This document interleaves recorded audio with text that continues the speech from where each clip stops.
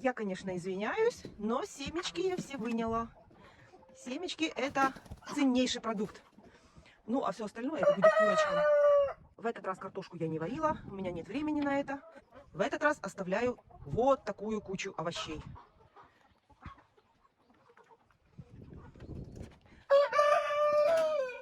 И даже арбузы.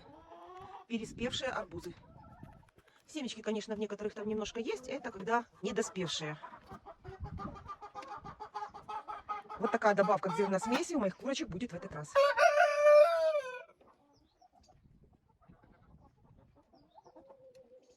Сейчас прохладно, ничего с ними не будет. Будут кушать несколько дней. А выгружать это все я буду под шелковицей. Там будет еще прохладней.